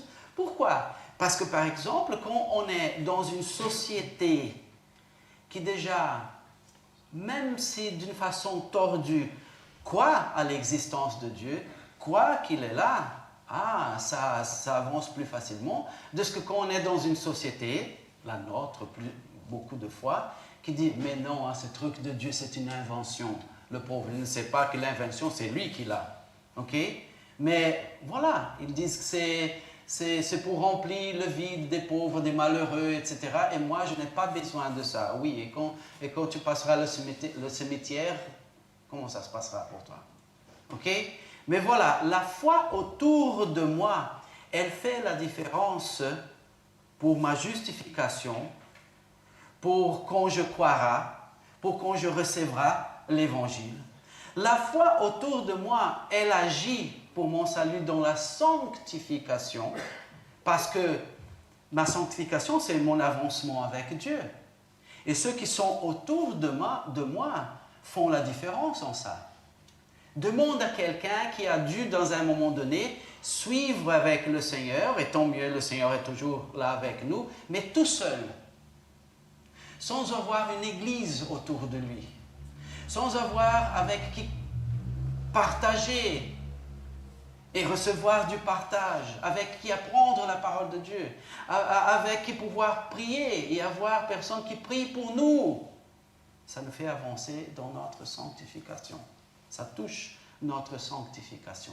Les conseils que nous recevons des personnes sages qui cherchent la parole de Dieu, ça fait une différence pour nous. Ça fait une différence pour nous. Récemment, je suis allé prêcher dans une des églises sœurs à nous, dans la APEB, et après je suis allé manger chez eux, et elle m'a raconté qu'avant, elle allait dans une telle église, et que là, on a eu une révélation qu'elle allait se marier avec une personne de telles caractéristiques, physiques encore. Hein. Voilà, j'ai eu la révélation que tu vas te marier avec une personne avec cette caractéristique physique. Ok, elle croyait, parce que, voilà, la foi autour de nous a du poids. Après, il y a eu un mariage et le pasteur a dit, et je crois que cette personne sera là aujourd'hui dans ton mariage. Et elle a fait la connaissance de cette personne, et elle a cru que c'était la volonté de Dieu, et elle s'est mariée avec cette personne, et c'était la catastrophe. La foi autour de moi agit d'une façon ou d'une autre dans ma sanctification. Ou si on dit, mais non, hein, je crois que tu peux faire ça, etc., etc. Si une personne dit c'est une chose, si 20 personnes disent c'est une autre chose, mais vous savez bien de quoi je parle alors, de notre sanctification. La foi autour de moi agit pour mon salut dans le moment de la glorification. Mais là, non, parce que la glorification, c'est quand le Seigneur Jésus viendra nous chercher et nous montrerons et nous serons transformés dans un corps de gloire pour toute l'éternité. Comment est-ce que la foi autour de moi peut influencer ma glorification? Parce que quand je serai glorifié, je serai devant le trône du Seigneur Jésus-Christ pour recevoir les prix, il est tellement gentil, d'après ma fidélité maintenant ici. Le salut de mon âme, c'est une chose, il est garanti par le sang du Seigneur Jésus-Christ et personne ni rien nous enlève de sa main. Mais le prix, les récompenses à jouir pour toute l'éternité que me seront agréées dans le trône du Seigneur Jésus-Christ, là, ce moment, quand je serai glorifié, c'est maintenant que je fais le choix. Et combien de fois, nos choix sont influencés par ceux qui nous entourent. Les amitiés, les conseils, fondés ou pas dans la parole de Dieu, fondés ou pas par l'obéissance à la parole de Dieu, et ainsi de suite. C'est pour ça que la foi autour de moi agit pour mon salut au moment de ma justification, maintenant au moment de la sanctification, et après quand je serai dans la glorification. Alors, choisis tes proches. Choisis tes proches. Mais, n'est-ce pas du préjugé? Moi, je veux plutôt passer du temps avec toi qu'avec toi. Et là, c'est du préjugé. Et le Seigneur Jésus, il aime également tout le monde. Voilà, ce verset-là, tu as bien appris. Le Seigneur Jésus, Dieu, il aime également tout le monde. Mais verrons ce que Proverbe 18, 24 dit. Il est tel ami, plus attaché qu'un frère. C'est la Bible qui me dit. On aime tous les frères et sœurs de façon égale. On aime les gens qui sont dehors avec l'amour du Seigneur Jésus-Christ, mais c'est clair, c'est dans notre ADN, c'est écrit dans la Bible. Il y a des personnes avec lesquelles nous nous identifions plus que des autres, et on ne sait pas passer du temps avec tout le monde au même temps, et finalement, voilà, on passe plus de temps avec les uns et moins avec les autres. Il était l'ami plus attaché qu'un frère. Ok. Mais attention, parce que le verset ne dit pas que cela. Le verset complet dit, celui qui a beaucoup d'amis les a pour son malheur. Mais il était l'ami plus attaché qu'un frère. Comment ça? Malheureusement, on n'est plus dans la perfection. Malheureusement, on n'est pas encore dans la perfection. Grâce à Dieu, elle reviendra. Malheureusement, c'est le moment. Tout le monde ne sait pas nous influencer, même s'ils veulent de la bonne façon. Alors, telle personne et telle personne ne me font pas du mal spirituel. Mais si elles ne me font plus, si non plus elles me font du bien, alors moi, je m'affaiblis. Alors indirectement, c'est un mot, un mal qu'elles nous font. Je donne l'exemple. J'ai soif. Vous savez que nous mourrons, si nous avons faim et nous avons soif, nous mourrons pour lequel? Si on arrête de manger et on arrête de boire, on mourra de soif. Alors, j'ai une terrible soif, terrible soif. Et là, j'ai Ernest à côté de moi qui est gentil. Je n'ai pas besoin de vous parler d'Ernest. Hein. J'ai Jean-Marie qui finalement est retourné. Hein. Arrête de nous manquer. J'ai Jean-Marie qui est retourné. Et puis autres, etc., etc. Mais il n'y a, de ceux qui m'entourent, il n'y a que Sarah qui a un verre d'eau à me donner. Est-ce que les autres, ils sont en train de me faire du mal? Ils me frappent, ils me disent des choses pas gentilles, et ils déchirent mes habits, ainsi de suite. Non, non, ils sont gentils, ils me parlent de mots d'amour, etc. Mais quelle est la seule qui me fera du bien? Sarah. Vous comprenez? Celui qui a beaucoup d'amis les a pour son malheur. Mais il est tel ami, plus attaché qu'un frère. Spirituellement, j'ai besoin, et c'est ça que ce moment, ce passage de la Bible m'apprend, j'ai besoin de m'entourer, d'avoir plus proche à moi des gens qui m'aideront à ne pas affaiblir. Je peux avoir la relation avec tout le monde, hein? Avec tout le monde, mais il y a un ami plus attaché qu'un frère. Et là, c'est moi qui fais le choix. Et je fais le choix d'après quelle valeur. J'ai besoin, le texte nous apprend, j'ai besoin d'ajouter à ma foi la foi de ceux qui vont me bénir spirituellement. Je peux être pour tous les autres. Oui, je peux être pour ceux qui ont besoin de moi. Oui, mais maintenant, notre apprentissage du passage aujourd'hui, c'est que moi, dans ma foi, j'ai besoin de m'entourer de ceux dont la foi vont me bénir, vont m'aider, vont me faire avancer. Ce n'est pas du préjugé, ce n'est pas de l'égoïsme, c'est une valeur biblique. Ah, tel et tel est bien, j'aime bien parler avec lui, etc., etc. Oui, mais à la fin, qu'est-ce que tu as gagné spirituellement? Il nous faut. C'est la Bible qui nous apprend. Alors voilà, choisis tes proches. Jésus, voyant leur foi. 1 Jean 3,6 dit « Quiconque demeure en lui ne vit point en péchant. » Péché, nous avons conclu tantôt, malheureusement, nous péchons chaque jour. On pense une chose qu'on ne devrait pas, on sort un mot qu'on ne devrait pas, on fait quelque chose qu'on ne devrait pas, et grâce à Dieu pour le pardon, et pour pouvoir demander le pardon les uns des autres, grâce à Dieu. Mais une chose, c'est pécher de façon ponctuelle, merci, sois toujours là, hein, ponctuelle, et une autre chose, c'est que le verset de 1 Jean 3,6 nous dit « Quiconque demeure en lui », ok, je suis en lui, mais une chose, c'est être en lui. J'ai cru au Seigneur Jésus, je suis en lui. Et une autre chose, ma vie de sanctification chaque jour, c'est demeurer en lui. C'est garder la foi, c'est nourrir la foi. Quiconque demeure en lui ne vit point en péchant.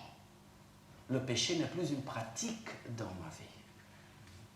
Et là, dans ce choix de ceux dont la foi vont bénir ma foi et m'aider et vont avec moi dans la foi, je cherche cela. Je dois bénir les autres, mais j'ai besoin du verre d'eau que Sarah a me donné. Et là, cet homme, il avait à son côté ceux dont la foi ont pu énormément bénir sa vie. Verset 3 de notre passage, « Et des gens viennent à lui, amenant un paralytique porté par 4 personnes. 4. Et ne pouvant pas s'approcher de lui à cause de la foule, ils découvrirent le toit du lieu et il il était, et l'ayant percé, où il était, et l'ayant percé, ils descendirent le petit lit sur lequel le paralytique était couché. J'ai mis en gras le prochain. Ils découvrirent le toit. Ils découvrirent le toit. Simplement, il nous faut chaque jour dire, Seigneur, c'est par là. Qu'est-ce que je veux dire par ça? Je veux dire que normalement, voilà, disons, on a fermé l'église, je ne sais pas, inventons une situation. Elle est fermée, la clé est dedans, tout est fermé, on ne sait plus entrer au bâtiment. Qu'est-ce qu'on fait? Ah, bon, par la porte, on ne sait pas, comme ici dans la situation. Même la porte était prise par des gens. Les fenêtres, essayons les fenêtres. Peut-être qu'une fenêtre est ouverte et on peut, d'une façon ou d'une autre, mettre la main et de monter, on entre par la fenêtre. Ah non, on essaie toutes les fenêtres. Écoute, c'est fini. Appelons un serrurier. Oui. Appelons un serrurier. Ah, c'est jour férié. Les serruriers ne sont pas là. Alors, oublie. Eux, ils n'ont pas oublié. Où il y avait un passage fermé, humainement parlant, la foi les a poussés à faire une ouverture. Le Seigneur était avec eux. Plusieurs fois, les portes seront fermées, les fenêtres seront fermées. Mais nous pouvons simplement dire, Seigneur, qu'est-ce que tu veux, qu'est-ce que tu me montres pour que je fasse maintenant? C'est par là? C'est par le toit? C'est faire un trou dans le toit? Où tout le monde dirait, mais tu es fou! Mais toi non, c'est par là. Ils découvrirent le toit. Ce cadeau que notre Père d'amour nous fait, notre foi, aidé par la foi, la bonne foi de ceux que nous avons choisi de n'entourer pour nous donner ce verre d'eau, elle va nous aider à voir qu'il y a un passage par le toit dans la vie de chaque jour. Quel cadeau notre Père Céleste nous a donné. Seigneur, c'est par là? S'il dit oui, c'est oui, même si tout le monde dit non. Alors, attention, parce qu'il y a le tout contraire de ça. Jean 5, chapitre 4, versets 4 et 5. Un ange descendait dans la piscine. Là se trouvait un homme, voilà, vous connaissez le contexte, hein? L'ange descendait, l'eau bougeait, la première personne à entrer était bénie par un miracle. Un ange descendait dans la piscine. Là se trouvait un homme malade depuis 38 ans. Il dit, mais ce n'est pas sa faute, il était malheureux, il n'avait pas des amis qui l'aident, etc. Attends. La Bible nous donne un indice. Jésus lui dit, veux-tu être guéri? Qu'est-ce que tu aurais répondu? C'est Dieu te demande, tu veux être guéri? Oui. Mais peut-être que je n'attendrai même pas jusqu'à la fin de la question. Est-ce que tu... Oui. Parce que c'est Dieu qui demande et il est bon, il est gentil et il est puissant. Voyons si c'est sa réponse. Veux-tu être guéri? Le malade lui répondit, Seigneur, je n'ai pas personne. Là, j'imagine déjà qu'il prend la boule pour faire le tricot, hein, il la jette et comme ça. Seigneur, tu sais. Et Dieu qui me demande, tu veux être guéri? Seigneur, Seigneur, je n'ai personne. Si tu as Dieu, vous connaissez la mathématique céleste, hein? Moi, Dieu plus moi égale la majorité. Seigneur, je n'ai personne. Parfois, ce sommes nous. C'est notre attitude qui pousse les gens à s'éloigner de nous. Je ne connais pas tout le détail de cette situation, mais excusez-moi, c'est clair. Il a eu la mauvaise attitude. Dieu le demande. 38 ans, il était dans cette situation misérable. Dieu le demande, tu veux être guéri? Ah, tu sais, je n'ai personne. Aucune personne de foi pour lui, ni lui-même. Mais Eliel, s'il y avait une personne là pour lui, ce n'est pas une question de foi, c'est une question de bonne volonté de rester là d'alterner. Aujourd'hui je reste, demain c'est toi. C'est une question plutôt de bonne volonté. La foi nous pousse vers l'obéissance, vers la bonne volonté pour les choses de Dieu. Le Seigneur est le maître et propriétaire des miracles. Mais qu'est-ce que c'est un miracle? Les choses qui sont au-delà de notre capacité. Ce que sera un miracle pour Ide, peut-être sera une chose normale pour Marianne. Ce que c'était un miracle dans ma vie, parce que c'était mon besoin, je n'y arrivais pas. Peut-être pour Véronique, c'est une chose habituelle. C'est ça. Arrêtons de voir le miracle un peu comme la magie du monsieur avec le chapeau. Vous voyez? Non, le miracle, c'est tout seulement des choses qui sont au-delà de notre capacité, mais pas du tout de la capacité de Dieu. Le Seigneur est le maître et propriétaire de tous les miracles. À nous, il ne tient que de lui ouvrir le cœur en foi. Et alors, nourrissons notre foi pour qu'au bon moment, au moment du besoin, elle soit là, fortifiée, prête à ouvrir le toit que Dieu nous montre d'ouvrir. Nourrissons notre foi. Lecture de la Bible journalière, louange journalière, prière journalière, lecture de bons livres, bonnes relations. Mais il faut admettre, pour finir, que le psaume 145, 19, nous avons lu le 18, mais maintenant le 19, il dit quand même: il accomplit les désirs de ceux qui le craignent, il entend leurs cris et il les sauve. Sois honnête, ce n'est pas comme ça que ça se passe toujours. Il accomplit les désirs de ceux qui le craignent, il entend leurs cris et il le sauve.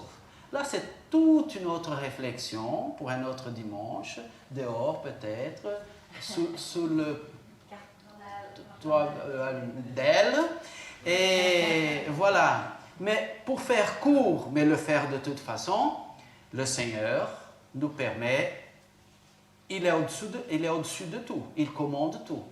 Et il permet les difficultés dans notre vie parce qu'il sait que plusieurs fois, il ne sera que à travers ces difficultés que nous serons façonnés pour devenir d'après l'image et ressemblance de son Fils, que c'est le meilleur cadeau qu'il a pour nous, ses enfants.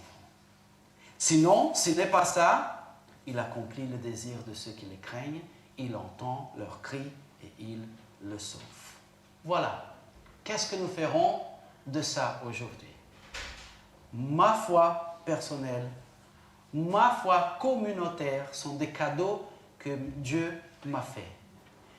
Gérons-les bien et vivons le bonheur que Dieu a pour nous. Et vivons la vie que Dieu a pour nous dont quelques aspects ne seront vécus que ici et plus dans l'éternité. Remplissons la coupe d'Apocalypse qui a les différentes couleurs. Où est ma couleur là dans la coupe? Je ne la vois pas. Prions plus. Allons plus à l'aide des autres. Réunissons-nous plus. Connaissons plus notre Dieu. Ma foi personnelle et ma foi communautaire. Le Seigneur vous bénisse. Sarah, merci de l'eau, hein?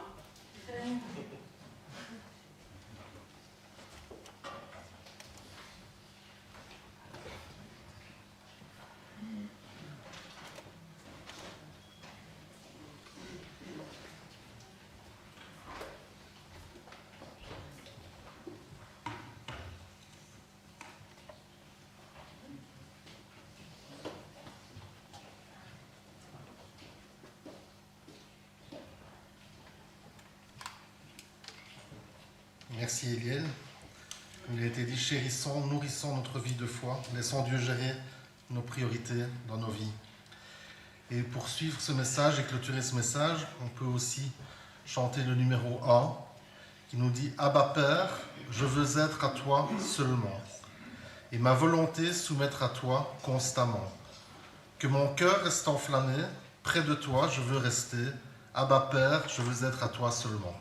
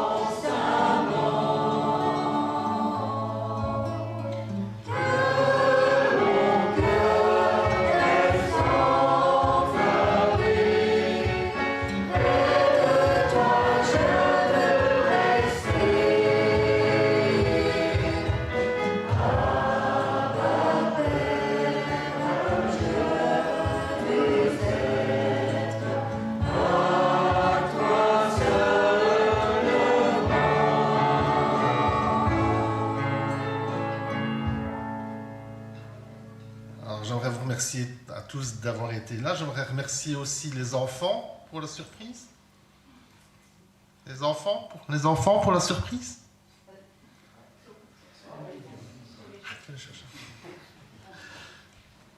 Donc il y a une petite surprise aussi des enfants.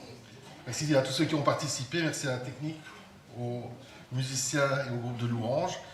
Et pendant que les enfants vont monter pour faire la surprise, il y a aussi donc cette parole de bénédiction. Or à celui qui peut faire par la puissance qui agit en nous infiniment au-delà de tout ce que nous demandons ou pensons, à lui soit la gloire dans l'Église et en Jésus-Christ, dans toutes les générations, au siècle des siècles. Amen. Amen. Et on chantera un dernier chant qui est aussi lié à la fête des Pères. Tendre Père, j'aime te contempler.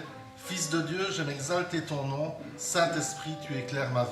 Que ce soit aussi un chant qui nous reste pendant toute cette semaine.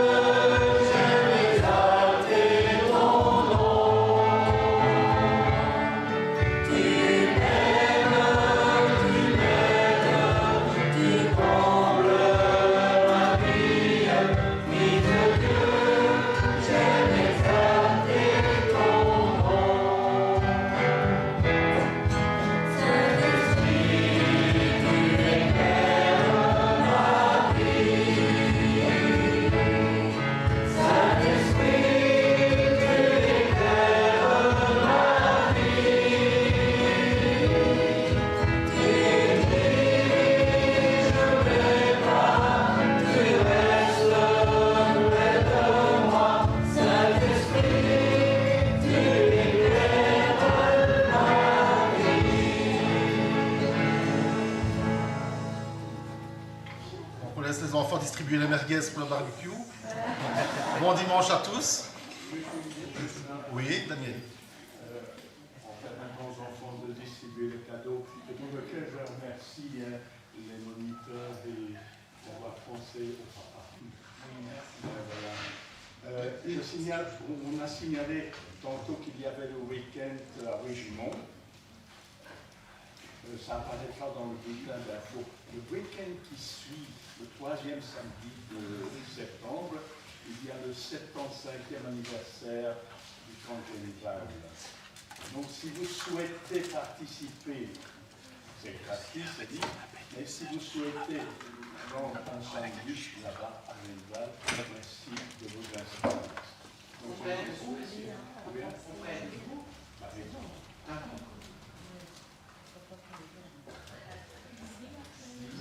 Merci Daniel.